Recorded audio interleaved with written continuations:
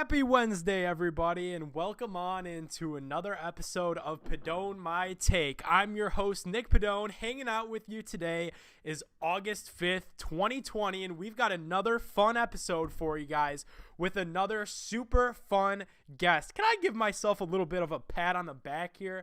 Man, that's three A-plus guests, as I'll be joined by Cleveland Browns right tackle Chris Hubbard to get you guys ready for the Cleveland Browns training camp that's coming up. We're going to figure out what's wrong with the New York Jets tonight. We're going to get mad about the Cleveland Indians that are on right now. I know you guys are all probably watching the Tribe tonight, and I'm going to give you my takes on all the trends around sports. Buckle in, because we're in for a fun, because Pedone My Take is presented by my friends at clawcraziness.live. Now, I don't know if you guys have heard about this yet, but Claw Craziness is a revolutionary web app that allows anyone from anywhere in the world to play real-life arcade games and claw machines through your phone, tablet, or computer. This stuff is the coolest. You purchase tokens to play and then pick a game of your choice, which you can see through a real-time webcam live stream.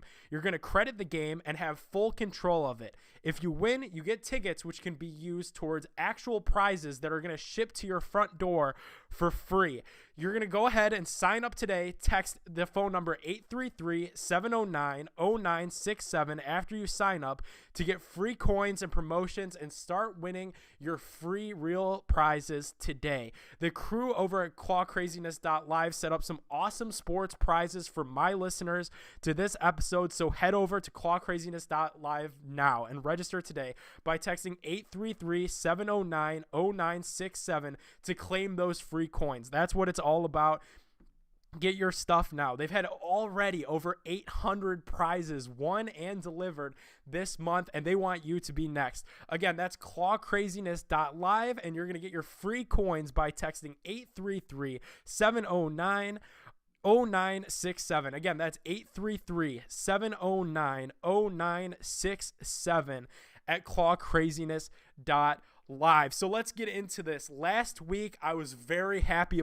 I'm not so sure if I'm so happy about the Cleveland Indians. So as we know, they are currently 3.5 games back of the Minnesota Twins. Is the equivalent to roughly 9.5 games. So I got to give you guys a little, warning here that that's the same big hole as we got ourselves into last year as Tribe fans. We're constantly playing catch up with the Minnesota Twins. That's not a position that you want to be. Same thing as last year. No bats. If the Tribe don't score first, it seems like they don't win. And that's a big problem, facing the fact that the Tribe bullpen has been better than advertised, because that was one of the questions I asked Adam Plutko in the first episode, and you could stream that back on Apple Podcast or Spotify on demand for free today, is this bullpen deep enough, and about his role. And so far, the bullpen has been deep enough, and the starting pitching has been phenomenal enough for the Cleveland Indians to make some noise, to make a splash, to do things the fun way and the right way, and to have a September, October to remember here. That's what this is all about as Tribe fans. And we always talk about this window that's supposedly closing, and you hate to go there, but man, it's the same thing as last year when you go down this hole where the bullpen is deep enough, the starting pitching is unbelievable. To think that you could lose an ace that won 2 Cy Youngs in Corey Kluber, and then lose another guy that would be a first starter on some other teams in Trevor Bauer, and the pitching is still phenomenal. Shane Bieber looks out of this world. Mike Clevenger, who's on today, looks really good. Same with Cookie.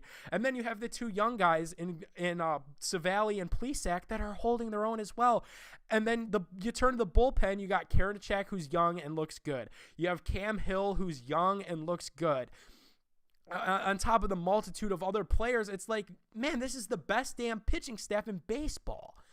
And to think that the only thing that's hindering this team is this same darn thing that happened last year with the bats just being dead asleep. I hate that. It drives me absolutely crazy. And this is what's bothering me the most is ever since Terry Francona, coach has been Ty Van Berkelio, and nobody really seems to know anything about this guy. I couldn't find anywhere that he's ever addressed the media. I can't find anywhere where he's ever given a press conference, said anything about what is going on. Not last year, not the year before, obviously not this year. Like, Ty, you're the hitting coach, bro. You need to come out here and answer some questions of what in the hell is going on here. Because I'm looking at, another superstar hitting rotation. We talked about the pitching. What about a generational shortstop talent in Frankie Lindor? What about an awesome third baseman in Jose Ramirez and a guy that you brought back in Carlos Santana? Why can't these guys hit the baseball? You brought in Domingo Santana as a cheap free agent that was supposed to be good and can hit. Franmil Reyes, who I heard nothing but good things about, and he's done absolutely squat besides the home run on Tuesday night, which was last night as we're recording this. Ty, what's going on, my friend? And obviously I'm saying that in hopes that the Indians can turn this around, and I think I could be putting a positive jinx on them right here, as they are making a little bit of noise here in this Cincinnati game that we have on here in the studio. It's just so frustrating to me when I see all of this good talent that goes to waste. And the analogy that I've used in the past and that I will continue to use is the Oklahoma City Thunder from years ago, and we're all familiar with that. They had 3 MVP caliber guys in Kevin Durant, who has now won multiple Russell Westbrook, who is an MVP and the only player in God knows how long to average a triple-double, and James Harden as well, who's just a scoring bucket. And I'm not the biggest James Harden fan, but you can't deny the talent that's there.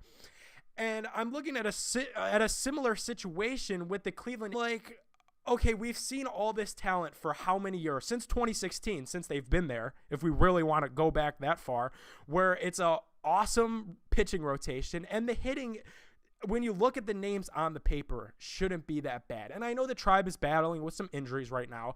Obviously, they were hoping to have Tyler Naquin as a utility-type outfielder that you could plug and play in certain situations. Obviously, the loss of Roberto Perez has been huge for the Tribe. They have Bo Taylor up, and I'm going to put a little bit of this on Terry Francona, who we wish our best to on the show, as he has not managed the last few games due to a stomach issue. It's Sandy Alomar. Tito has the poops this week. What is going on? Like, this is such so much talent, and it's going to waste, and that rubs me the wrong way, because I don't want to be a team like the OKC Thunder that sees all of this talent and that's like, our window is wide open, the world is our oyster, and then we fumble it, it slips away, you're tanking, you're in the Michael Bourne pit of mediocrity for who knows how long. And I don't want to go down that road, because 2016 was such a fun ride because we didn't really expect it.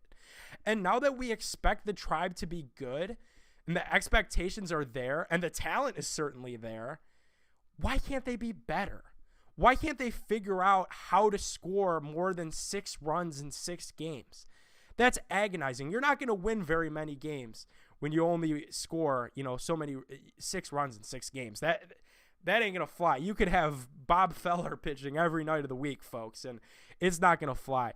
Also, we talk about the playoffs, and obviously everybody has talked so much about how this is a 60-game sprint. It's not a marathon, it's a sprint. We know this. We've been there, beat that horse until it was dead with a stick.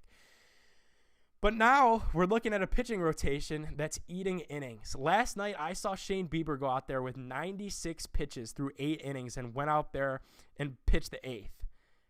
I don't know if I like that. And I know it's a shorter season, so they're like, well, we could get a little bit more out of the starters.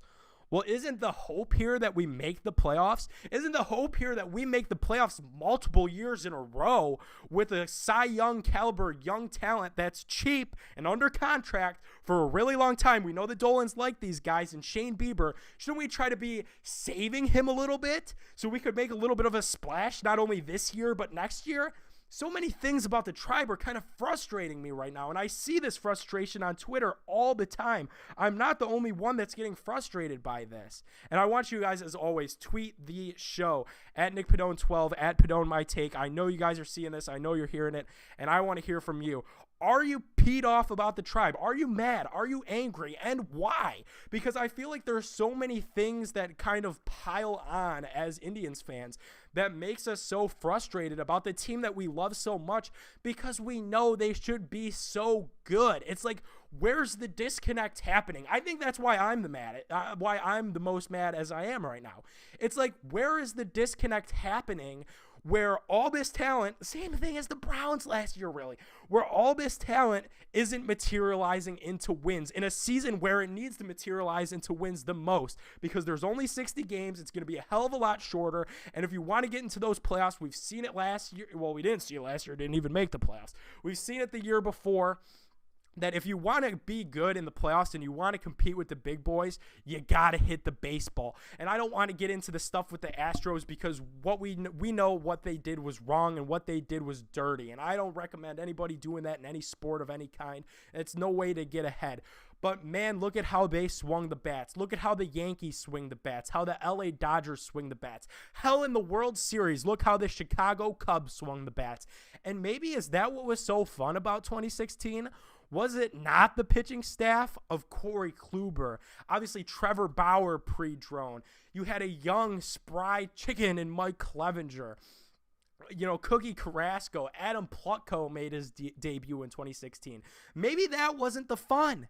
Maybe the fun was the party at Napoli's. Maybe the fun was Lindor hitting the bombs, Jose coming into his own. Was that the fun? I don't know. And I want you to tweet me at Nick Pedone12. Tweet the show at Pedone My Take. I know what you guys are here for. I know you don't want to hear me yell and scream about the Indians. You guys are watching them right now. We got Cleveland Browns offensive tackle Chris Hubbard, man, on the line. Let's get into it. Ladies and gentlemen, here he is, Cleveland Browns offensive tackle Chris Hubbard. So joining me now on the Big Play Hotline is Cleveland Browns offensive tackle Chris Hubbard. Chris, how are you, my man? And I'm doing good, man. I'm just getting home from workouts. It's been a great day, but just glad to be back, man. Glad to be back. This has been an off season like none other. A lot of stuff has happened between the end of last season and now. With the coronavirus and everything that's going on with that, I know a lot of social distancing policies are in place there in Berea. How's that been for you? It's been really good so far, man. We get tested early in the morning. That's one of the protocols that that's been placed. And so far we've been social distancing inside the locker room, on the practice fields, just maintaining and just trying to stay safe during this whole time. And so far it's been working out, and I like the plan. So you did something this offseason that not a lot of athletes would be willing to do, and taking a little bit of a pay cut so the Browns could bring in Jack Conklin, Austin Hooper, some big free agent names. What led up to that decision to make you stay in Cleveland with the Browns? My thing was, I knew what we had before. Last year, we had a lot of group of guys that we had, man, like Odell. We got Jarvis. Got Nick Chubb. And, man, we in Baker, man, we made a lot of plays, man. But you just see that coming together, man, and with growth and development constantly, man. And just seeing how we are as a group, man, I was like, man, there's no other place I would want to go, man, and make plays and help out a team to get to reach their goals. But Cleveland, you know what I mean? And Cleveland has been so good to me and my family. And I was like, man, there's no way I could go to another team. Mental health advocate. So let's get into some of that stuff. How did you start to get involved in the world of mental health, and how has it impacted your life thus far? I got involved with mental health due to certain tragedies that I've been through along the road.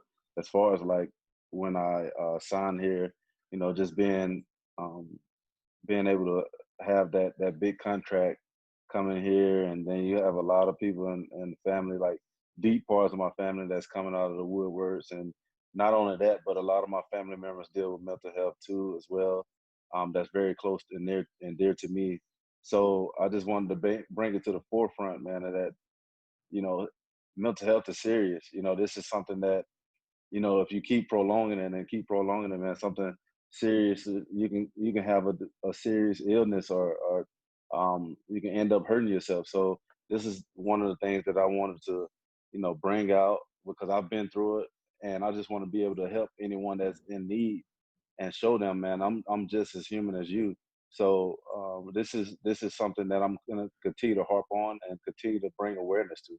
So that's something that I wanted to ask you about. Talk to me a little bit about what that's like for an athlete like yourself to get that big contract, because I'm sure you got, like you said, family members breathing down your neck for tickets, for autographs, help them out with these payments. Like, even working in the media, we have people like, hey, can you get us tickets? Hey, can you get me, Chris Hubbard's autograph? Hey, could you get me Shane Bieber's autograph? But like, it doesn't exactly work like that. So talk to me a little bit, like, what's that like, and how do you kind of deal with that? I learned too that I've learned through counseling.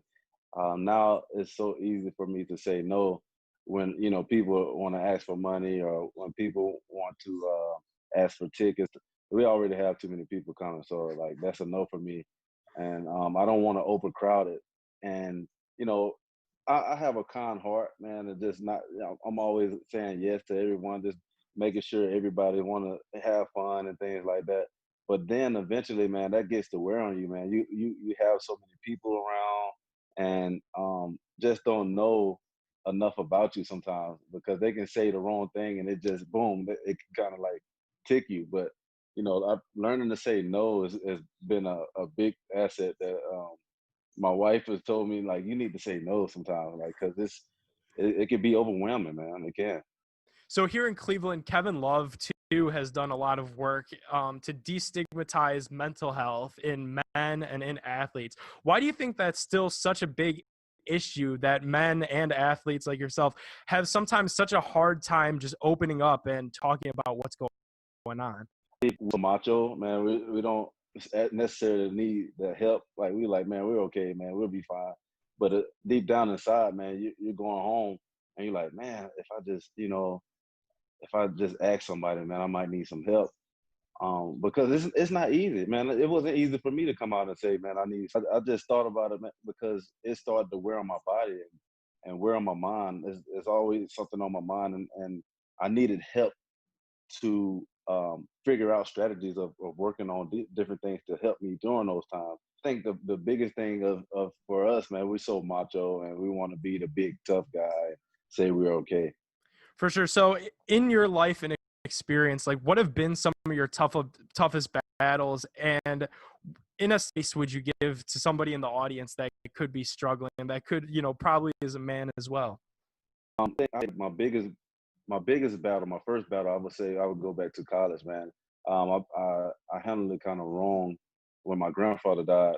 I took that loss and I didn't seek any help. I was constantly just trying to ease the pain of just working out, but deep down inside, man, it was something that I needed to take care of because that was like my best friend, man. Me and my grandfather, man, we did a lot together. And growing up, I was just his wingman, always there by his side, always there to when he fixed up cars or anything like that. So I battled through that horribly, but ended up like talking to somebody now affected me going through college. So I just would advise any young athlete or anybody that's going through um, mental health, period, and just reach out for some help. There's plenty of outreaches that you can go to, including NAMI and 4-H. Man, they're great places that you can go to and reach out for help, man. And you can use those.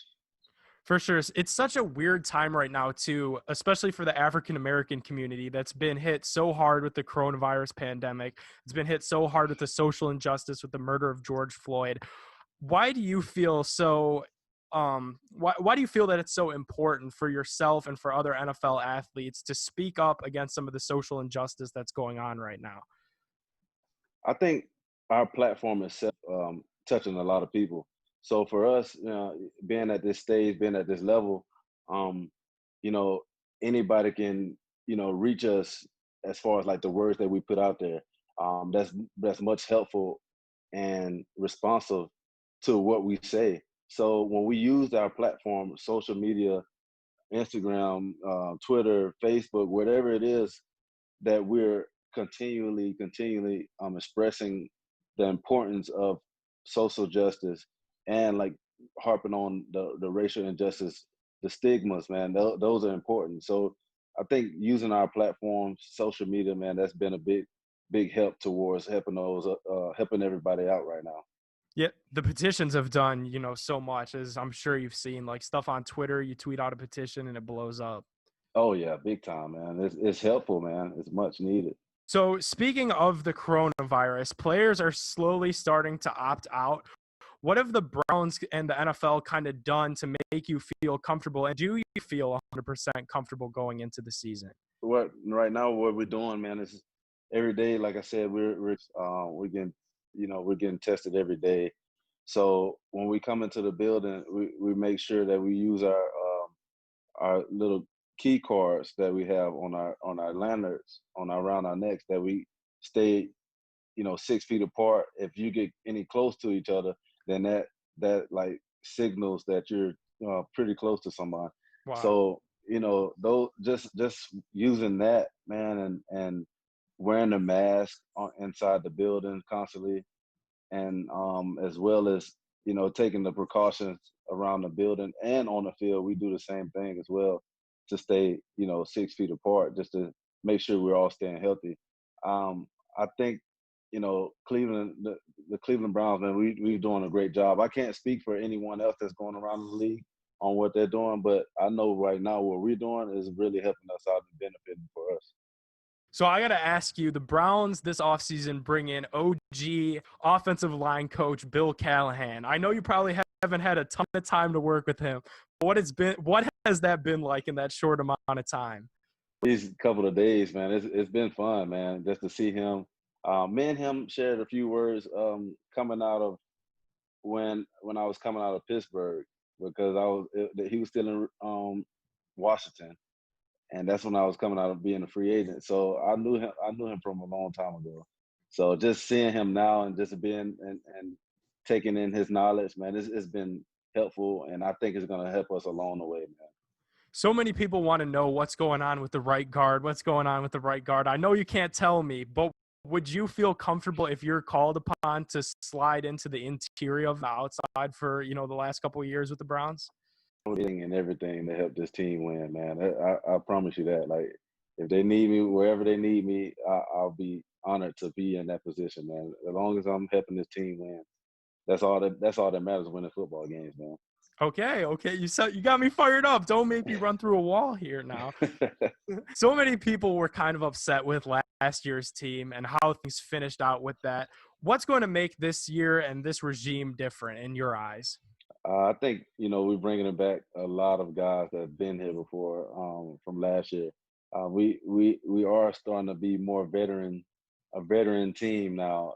You have a lot of guys that's been to like Super Bowls and been in certain positions in playoff games, and those guys like that can show a young guy and show him the ropes, and have that mindset of like, man, okay, if I watch this, veteran guy do this, and that way, man, no, we can go so far. And I just love what we did with the coaching staff that we have, man. The coach, from the coaching staff to the GM to the coaching staff and to the owners, man, they've done a great job this offseason, putting things in line so we can bring Cleveland a championship, and being in that order, man. It's been great. It's been a great offseason. Chris, I got to ask, who is the best quarterback in the AFC North? Oh, Baker Mayfield, man. Come on. All Come right. on, man. All right, last one for you before we get you out of here. You're doing some fantastic stuff around our city, like we talked about, especially with the mental health awareness and, just the eyeballs and the ears that you've brought to that situation. Where can people give you a follow to find out the amazing stuff that you're doing around Cleveland? People can follow me on Instagram, chub74. I know a lot of people get that mixed up with Chubb, but it's chub74. And on my Twitter account, they can follow me on the C_Hubbard 74. And if they want to follow me on Facebook, it's just Christopher E. Hubbard. So anybody can reach out to me, man. And if you have any questions, just ask, man. I'm always trying to reply back to people on Instagram or people on Twitter, wherever they may hit me up. I'm willing to take the time out to answer whatever it may be. Hey, you're doing a lot of great stuff here, and I just want to extend my thank you to everything that you're doing for our city. I know you're not from here, you're not from down there in the ATL. You played in Yeah, Pittsburgh, kind of flipped to the my thank you to everything that you're doing for our city. I know you're not from here, you're not from down there in the ATL. You played in yeah. Pittsburgh, kind of flipped to the dark side here in Cleveland, and man, you're doing some incredible things. So thank you, Chris. Man, no problem, man. I appreciate to be here, man. I love it here. So thank you guys for open arms and continue to do more, man. That's what the thing. That's what we want to do. Cool. Chris Hubbard, ladies and gentlemen. Thanks so much for the time. No problem. Thank you, bro. Great stuff there from Cleveland Browns offensive tackle Chris Hubbard, man. Super pumped for this Cleveland Browns season after listening to that again.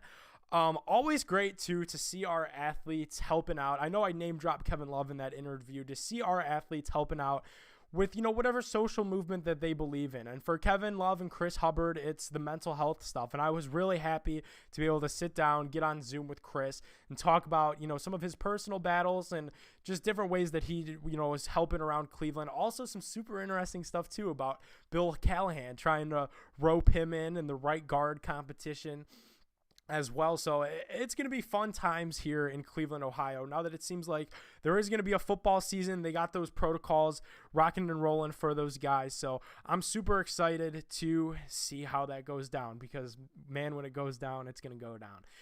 So there's something that I need to get off my chest, and it's something about the New York Jets. And I know this is a team that I've not talked about yet on this podcast, but we're going to get into that right now because in the span of a week, the New York Jets traded away their best safety. They traded away their veteran starting right guard that's been there for, I think, 6 seasons.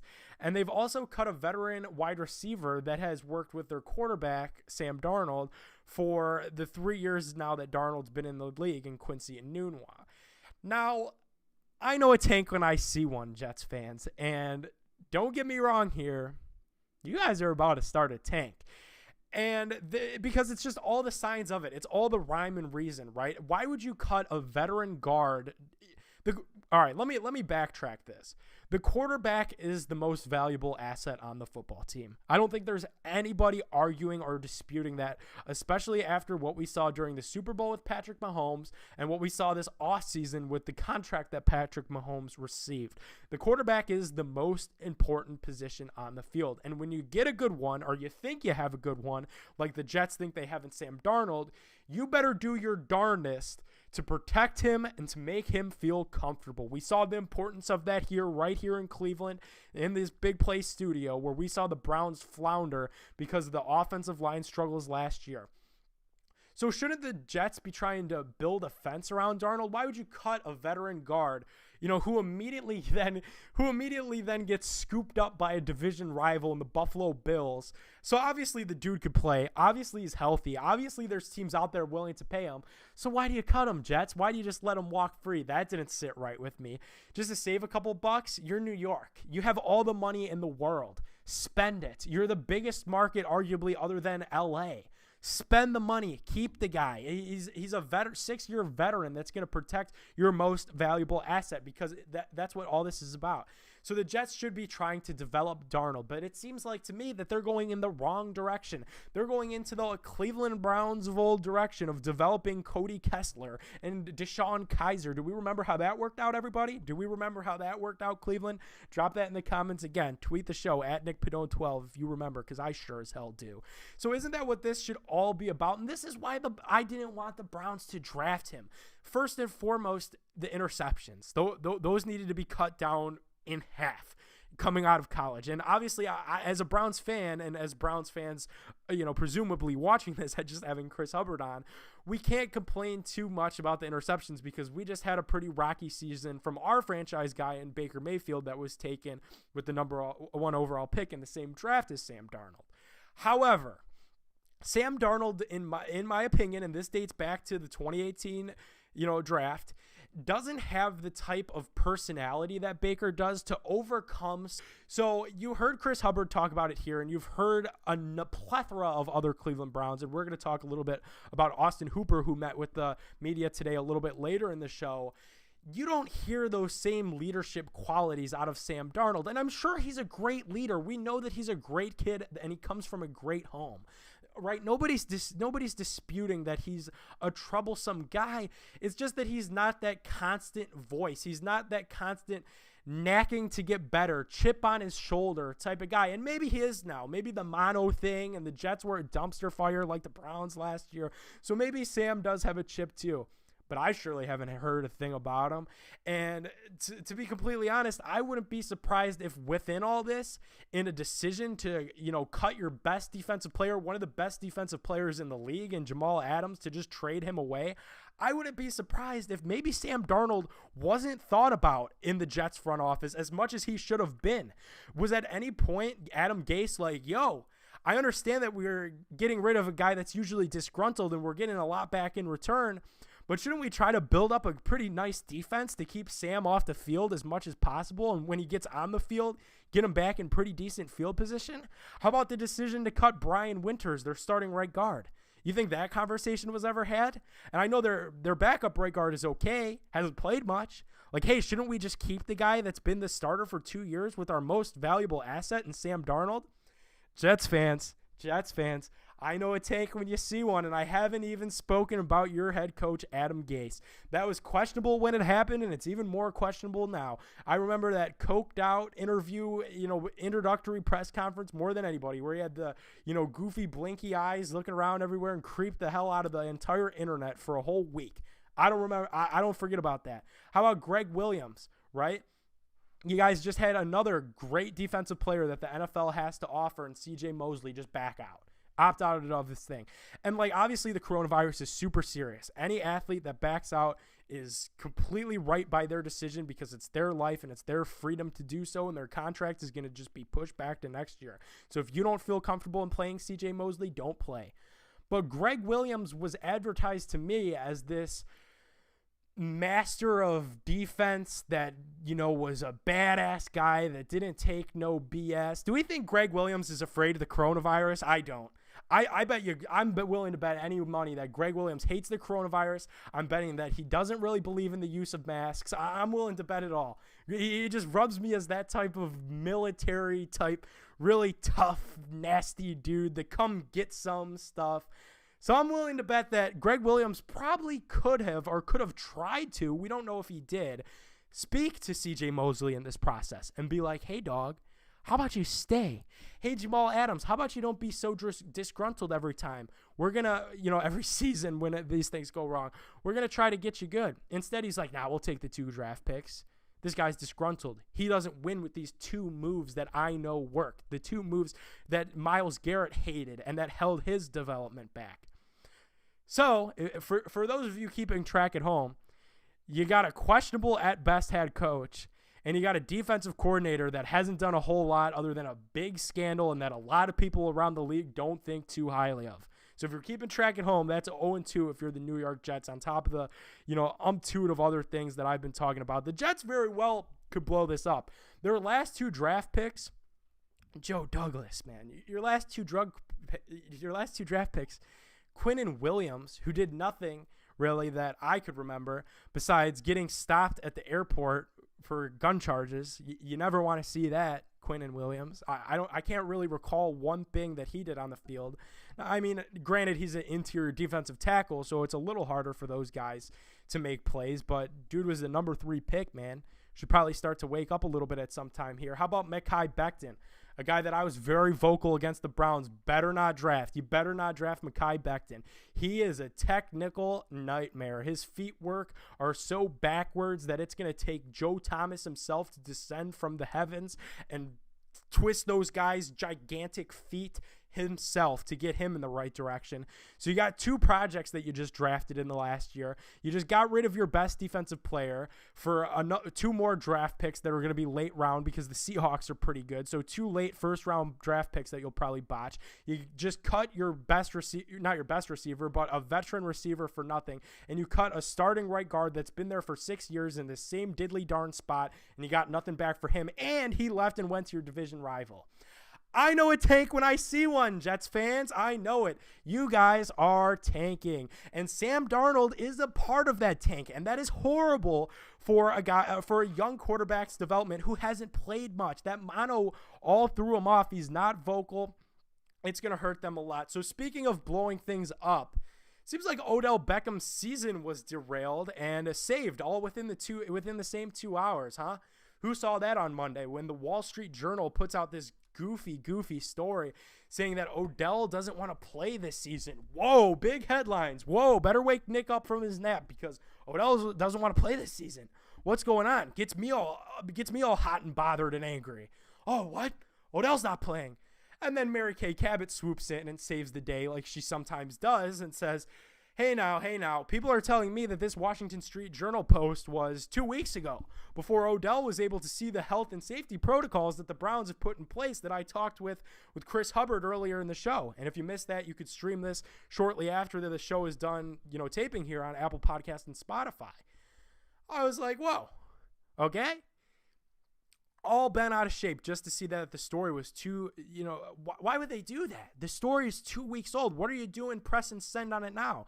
I get that it's the clicks and I get that it's everything else, but in my opinion, man, that was a botched up move, especially because then it makes Odell come out and say, who's already, mind you, spoken with his coach and spoken with his general manager and said, hey, fellas, I'm interested in playing this year. I'm buying in. I'm learning the offense. And that's good on Kevin Stefanski for getting a guy like that to buy in at a time like now. I don't know how in the world that he did it, because he did it pretty quickly if you think about it. If it was 2 weeks ago, they just reported to camp, this week for the no swab testing and for the beginning of meetings. So Kevin Stefanski seems to have earned Odell Beckham's trust fairly quickly. I'm not sure how he did that. But, man, it was so weird to me to see the Washington put that out like that, especially a respected news outlet. I understand if a, goofy third-party site puts something out like that because sometimes that happens. We've seen blips like that with TMZ. But for the Wall Street Journal to put something out like that, it just didn't sit right with me. And I know it didn't sit right with a lot of people. And hats off to Mary Kay, who was the first one out there. And I retweeted it right as it happened because I was fuming, man. And so were a lot of Browns fans. It was like the same thing. It was the same feeling that I felt last year when Odell started the whole come get me stuff, and I don't want to go down that path right now. And the whole he gave this quote where it was like, I don't know what the future holds. Nobody knows what the future holds. We'll have to see that when we get to it. I don't want to go down that road, but that's what this Washington or Wall Street Journal reminded me of. It reminded me of all those nasty rumors that were going around and all those stupid sound bites. And I was like, are we really going to do this again? Are we really going to do this loud, out-of-pocket thing again? And if Odell opted out, that would have been catastrophic for this team because we saw it's a team that didn't invest too much in wide receivers this offseason because they didn't really think there was a reason to. They obviously bring Rashard Higgins back super cheap, which is really good. I'm a gigantic fan of that. They also draft Donovan Peoples-Jones in the 6th round. Bit of a prospect, a little bit of a project guy. I like it, though. I think he has potential. I hope to God that he makes the team because I've read some things. Again, don't want to go down that road yet. It's August 5th. But the Browns, my take on this is, didn't invest much into the wide receiver position. So if Odell would have opted out like that report was saying, that would have been really, really bad. And I'm going to give a huge tip of my cap to Kevin Stefanski for keeping everybody kind of level-headed throughout this entire situation. You look at the David Njoku stuff, and we didn't even get into that last week because Pollard was so good, and I haven't even gotten into it yet this week. David Njoku requests a trade. Then David Njoku walked that back this week, saying, Cleveland, I'm all in. I don't mind playing second hip with Austin Hooper. We're going to do something special here in this 2 wide receiver set, 2 tight end set, 2 running back and a fullback at times. David Njoku's all in after 1 week, man. So that's 2 guys that might have been on the fence. Njoku, big time on the fence. Njoku already came out and said, had Rosenhaus come out and say, yo, I want out of here. I want out of Cleveland. And now he's back in. And now Odell, who definitely 2 weeks ago was on the fence, he said the season should have been canceled 2 weeks ago. Now he's in too. Kevin Stefanski, you got some pretty big personalities in this room, man, and you're handling them the right way, because that's the only thing that we heard about the Cleveland Browns last year. And that's why so many people were getting upset and angry about the Browns throughout. Besides the sucking, it was like, man, how much are we going to hear from Odell? Then Landry started saying, come get me. You know, it was just a problem after problem every week. The Pittsburgh started at T-shirts. There was so much noise and people were so mad. And that's partially because those are the personalities that you have on the team, but you can only do with what you're given. And thus far, Kevin Stefanski, in my opinion, has done a fantastic job with what he's been given in corralling those personalities. You haven't heard any drama. You haven't seen any drama. You haven't seen Baker spatting with Cowherd. You haven't seen any of that. Any, knock on wood here, man, any ugly arrests out of any of the players. So far, man, Stefanski has corralled, and you got to give credit where credit's due. Obviously, what it all boils down to is wins and losses. When the team steps foot on that football field in September, if they ain't winning, Stefanski ain't staying. He could do all the job in the world of being a good disciplinary guy that's going to keep the team off social media, keep them away from the headlines, and keep everybody corralled and gathered in. But if you can't win football games, if you can't get this team with so much potential and so much upside to the promised land, the Browns ain't keeping you. They didn't keep Freddie Kitchens. They didn't keep Hugh Jackson. They didn't even keep Greg Williams after a couple of his blunders. Stefanski, it all comes down to the wins and losses, but you can only give the guy credit based on what you've seen yet, and we haven't seen him coach yet. We haven't even seen this guy run a training camp practice yet. Isn't that insane? Pads don't get put on until the next week or two. So all we can base Kevin Stefanski off of is what he's been able to do with what he's been given. And what he's been given is a lot of loudmouth personalities that sit the wrong way with a large portion of this fan base. And guys like Odell Beckham, guys like Myles Garrett with that helmet swing, they ticked a lot of people off last year. There was a lot of people, if you ever venture onto Browns Facebook, you go on Facebook and you find some Cleveland Browns groups. Facebook is a very interesting place. Browns Facebook, I warn you, I enter with caution, because Browns Facebook is a very interesting place. There are a different type of people in there, and Browns Facebook was extremely frustrated with the personalities that the Cleveland Browns had last year, including the head coach. Because at the end of the day, the Pittsburgh started it thing was really cool. It was. When he wore it, it was really cool. It was like, this guy gets us. Is there anybody more Cleveland than Freddie Kitchens right now? Because we saw our guy defend himself, if you believe Myles Garrett, that he was called a slur, defend himself on the football field, which was a bad act, and he did the wrong thing, but immediately apologized, met with the commissioner, and did his time in being suspended. But then for Freddie Kitchens to wear a Pittsburgh started it t-shirt, as a fan, I was like, this guy is so cool. Is there a cooler head coach? Maybe Sean Payton for wearing those gold Jordans on the sideline. But I was like, Freddie Kitchens, man, that gets us. But then you got to understand from a football aspect, how freaking stupid was that to wear a Pittsburgh started it t-shirt when you play the team in 2 weeks. We talk all the time about bulletin board material. Man, was Freddie Kitchens bulletin board material that freaking week, huh? The guy wore a Pittsburgh started t-shirt and played the team. That's a fresh wound right there, Fred. You don't wear that right now. And that's what I like so much about Stefanski and Barry, is these guys are Harvard-educated dudes. They're organized. Freddie's sideline was a nightmare. It reflects in the off-the-field stuff, all the drama in the locker room.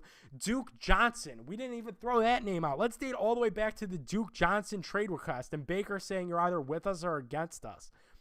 With Stefanski, we haven't heard any of that. In fact, we've heard the opposite, and we've seen a guy walk back his trade request in David Njoku. I think so far Stefanski has done a hell of a job. There was a lot of people, myself included, that were a little bullish on the hire when it happened, but so far so good, man. There was a lot of us that wanted Josh McDaniels and that wanted to be a part of the Patriot way.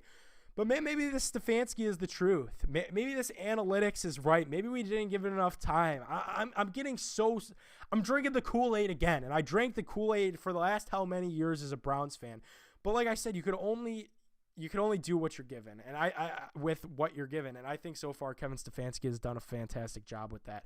One more Browns note that I wanted to get to is Austin Hooper met with the media today. I promised I'd talk a little bit about this. I know we're almost up against it because I do also want to get into that final take of the week, which I think it's going to be a good one. Austin Hooper, though, met with the media today, and he gave a bunch of interesting bites. But the one struck me extra interesting in saying that he lived with Baker Mayfield. Lived, not lifted. He lived with Baker Mayfield for about 2 to 3 weeks in Texas this offseason. 2 to 3 weeks so they could get their timing down. Again, can I tip my cap to you, Kevin Stefanski? I don't know if he had anything to do with that. Maybe I need to tip my cap to Baker, maybe to Hooper. These guys are trying to get their timing down, man. That's something that we didn't see last year. Instead, we had a guy that was skipping OTAs and a coach that wasn't playing any of the stars who had skipped OTAs in preseason games. Now we're not going to have any preseason games. So I think it's big, and I know there's a lot of health and safety protocols that were probably violated in that Austin, Texas thing, sleepover, the sleepover at Baker's. But I think it's such a good thing. The football fan in me thinks it's such a good thing that this happened because we saw last year how impeccable that timing needs to be. Baker and Odell were on different pages almost all the time. It was so frustrating to watch, almost as frustrating as the Cleveland Indians right now. But I definitely think it's a good thing that these guys, got together. And I did want to touch on that. I don't see how anybody could be angry with that, especially now that they made it to Berea. They tested for the corona, both of them negative. I don't see how you could spin that in a wrong way. So let's get to my final take of the week in these final 10 minutes. Man, this is something I really wanted to get to. So now that sports are finally back, the flip side in that fantasy sports are also back. And obviously fantasy sports is such a big part of what we kind of do as sports fans, right? You want to have the best fantasy team. You want to be involved. You get attached to these players more than you would if you were on your own team. It gets you watching some of the other games. So for me personally, I've been playing a lot of daily fantasy basketball. With the NBA restarting, the bubble is going on, the play-in tournament is happening to determine the seeding. So I'm like, let me throw a couple bucks into this daily fantasy basketball. For those of you unfamiliar, maybe a little bit older audience that's kind of more used to the traditional fantasy football, daily fantasy sports, you pick a new team every day. So basketball, like I could have LeBron going tonight. I had Donovan Mitchell going later. And then tomorrow I could pick a brand new team. That's the joy in it. But it's hard because it's all luck. And that's what kind of has been grinding my gears this week. I have Jimmy Butler going yesterday, right, with the Heat that are a darn good team in the East. And once the playoffs start, I'm going to be talking a lot about the Miami Heat because it's a team that I believe in. I believe they're going to make a lot of noise in the playoffs this year. So I got Jimmy Butler going because he's one of their best players. Makes perfect sense. Fit my lineup perfectly. Didn't cost too much. So the guy's a healthy scratch, right? Has something wrong with his foot, soreness or something. So he's a healthy scratch because they're resting him for the playoffs. No warning, nothing. And you can't substitute. Once the game starts, you can't substitute. So there was no way in knowing. So most of this is all luck anyways. Because who's going to guess on any given night that, give the Cavs an example, a team that a lot of people are familiar with. You're picking the big names. You're picking the Jimmy Butlers. You're picking the Kemba Walkers as your point guard, the LeBron as your small forward, as big Kevin Love, Andre Drummond at your power forward and center.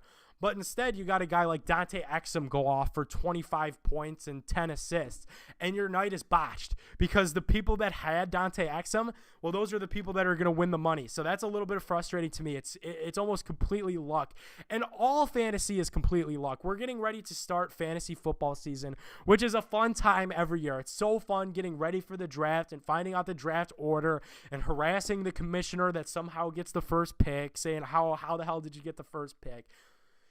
Here's my warning about fantasy football, and I'm off next week, but when we come back the following, I do want to have a fantasy football type show, bring a fantasy football type guest on. I think that'd be a lot of fun. Nobody wants to hear about your fantasy football team. Nobody.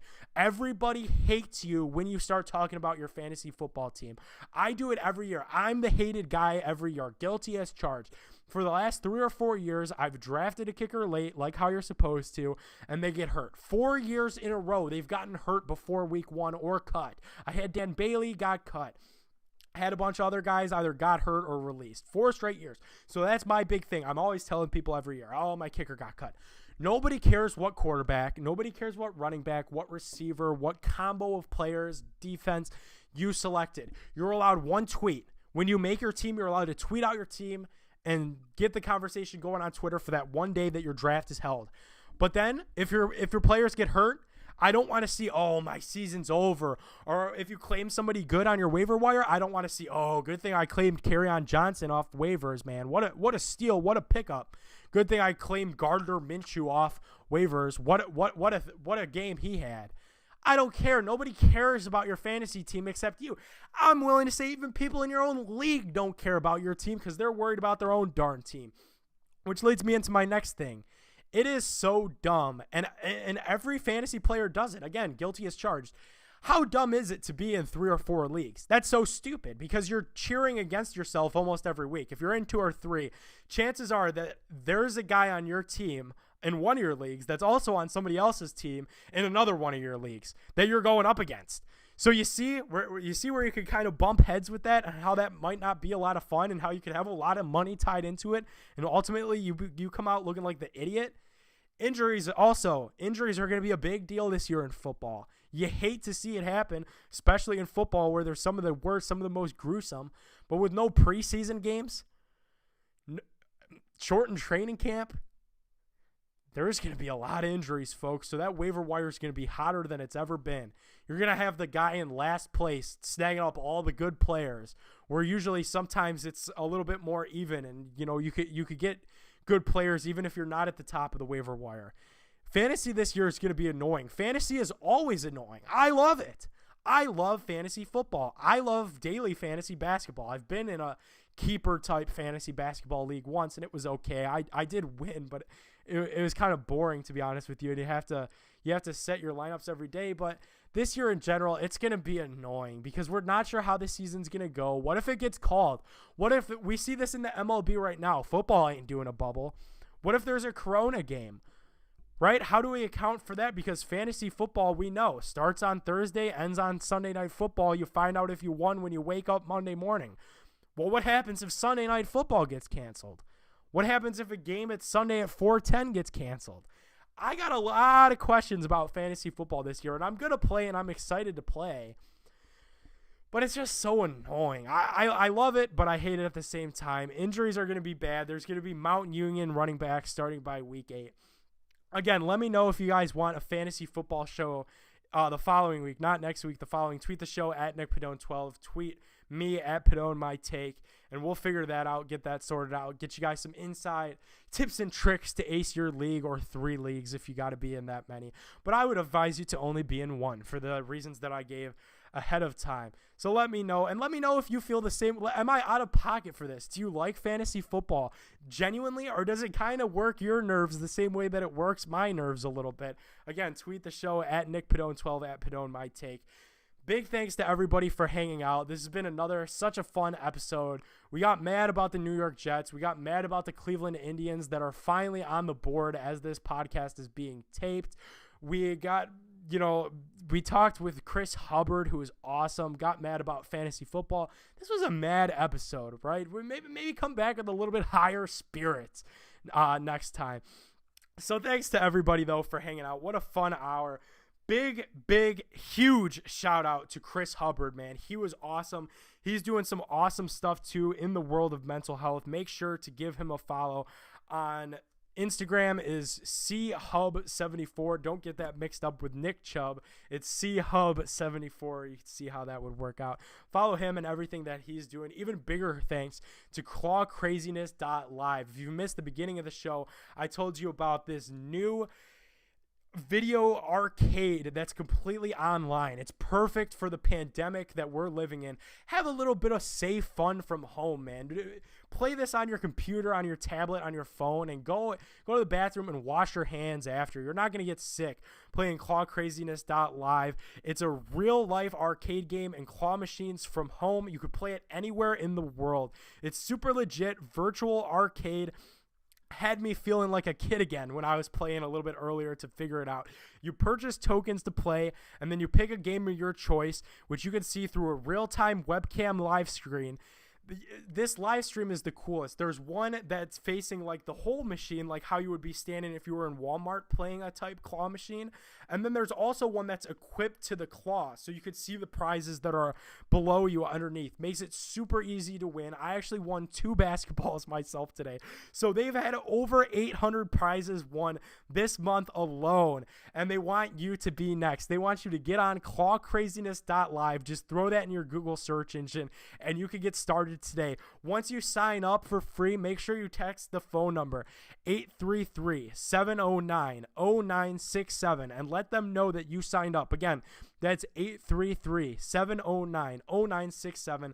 Let them know that you signed up. They're going to send some free coins and some free promotions your way to get you rocking and rolling and get you winning free prizes to your doorstep, because who doesn't want that in these goofy times that we're living in? This has been so much fun, everybody. Pedone my take. Next week, I'm on the beach.